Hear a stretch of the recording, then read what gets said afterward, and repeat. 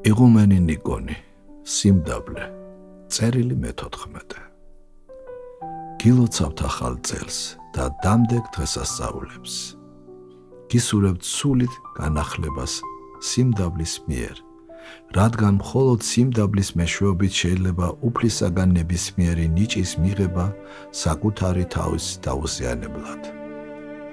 გწყინთ, რომ არ გწერთ და რატომ უნდა მოგწეროთ, როცა თქვენ და სხვებიც ჩემს მიერ მოცემულ არც ერთ შევას არ ასრულებთ. მეტიც, ოდნავაც არც რდილობთ რაიმე იღონოთ. რამდენჯერ გითხარით, ნურავის ნურაფერს ასწავლით მეთქი, თქვენ კი ერთთავად სხვის საქმეებში ერევით, ზემოდან უყურებთ და ისი ასწავლით, თან ხმასაც უწევთ. შედეგი კი რა არის? თვითონაც შფოთავთ და იტანჯებით და სხვებსაც იმავე დღეში აყენებთ. აი თქვენი საქმიანობის შედეგი. სწორედ ასევე მრავალჯერ გითხრეს, რომ თავი ერთხელ და სამუდამოდ დაცემულ ქმნილებად უნდა შერაცხოთ, რომელიც ნიადაგ სხვადასხვა ცოდვებს წარმოშობს და შეურდეთ უფალს როგორც მეზვერე. გააშიშვლეთ თავი ძველი კაცის მთელი სიმახინჯით. უნდა აღიაროთ, რომ არ შეგიძლიათ თავად განკურნოთ თქვენი კეთროვანი სული და შეღაღადოთ ღმერთო, მილხინე ცოდვილსა ამას.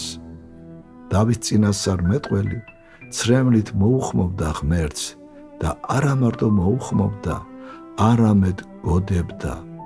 მიწყალე მე ღმერთო, დიდითა წყალობითა შენითა. გამოიყვანე საპყრობილი ცული ჩემი. რომელი საპყრობილიდან? ღრმითა მოღაღავტყავ შენ და მეუფალო. რომელსა სიღრმიდან? დავით მეფე, რომელსაც სული წმინდა ჰქონდა, საკუთარ თავს რწყილს, ძაღლს, მატლს უწოდებდა. ჩვენ კი, ვისაც სიძველის გარდა არაფერი გვაბადია, ფიქრობთ, რომ დიდნი ვართ. შეგვიძლია სხვებს ვასწავლოთ და ვამხილოთ კიდეც. როგორ დაგვცინის ეშმაკი. თუ კი თქვენ, როგორც მწერთ, თავის სულითაც და ხორცითაც სრულიად უძრურად მიგაჩნიათ, მაშინ რატომ არ დამდაბლდებით უფლის წინაშე? რა ხელი გაქვთ სხვა ადამიანებთან?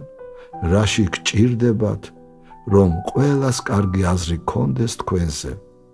რას გარგებთ, თუ მთელი ეს სოფელი ქება შეგასხამთ, უფალი კი გეტყვით? არა გიცნით თქვენ?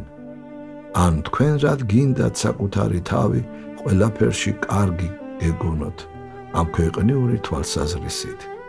სულიერი თვალსაზრისით კი კარგი მხოლოდ ის არის, ვინც გულსრფელად, მთელი გულით ყველაზე უკანასკნელად მიიჩნევს თავს.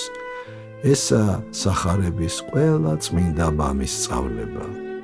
თავი ჯოჯოხეთის ღირსად, ჯოჯოხეთის კერძად შერაცხეთ და ევედრეთ უფალს, რომ დამსახურებისამებრ კი არ მოგაგოთ, არამედ შეგიწყალოთ, არა თქვენი საქმეებისთვის, არა მოჩვენებითი სათნოებებისთვის, არამედ მხოლოდ და მხოლოდ თავისი მოწყალების გამო. აი რას ამბობს თავად უფალი იესო ქრისტე, ოდესყოთ ბრძანებული თქვენ და თქვუთ, ვითარმედ მონანი ვართ უხმარნი, რომელითანა გვედვაი ყოფათ ვყავთ. ეს შემდეგს ნიშნავს, ყველა მცნებაც რომ შევასრულოთ, მაშინაც მონებაც უნდა ჩავთვალოთ თავი, რომლებიც მოვალენი არიან როგორც მონები, შეასრულონ თავიანთი უფლის ნება, ხოლო უფლისაგან განსაკუთრებული წყალობის მიღება და ღვთისასუფეველის დამკვიდრება, ღვთის წყალობისა და შეწყნარების საქმეა და არა საზღაური ჩვენი შრომისათვის.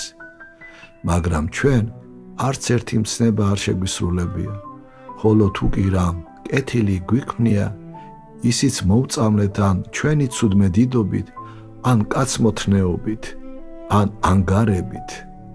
მაშ რატომ გვაქვს მაღალი წარმოდგენა საკუთარ თავზე?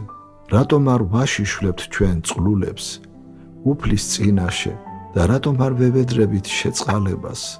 არამედ გვინდა, რომ მის წინაშე კარგები გამოვჩდეთ, დამდაბლდით, თავი ჯოჯოხეთის ღირსად შერაცხეთ და შემოსრული გულით შესთხოვეთ უფალს წყალობა, როგორც მეზვერემ, მემრუშემ, ავაზაკმა, უძღება შვილმა და ჯერ კიდევ აქ გულით იგრძნობთ ამას და დამშვიდდებით. იყავნ ესე, ამინ, შემინდეთ 1955 წლის 2 თებერვალი.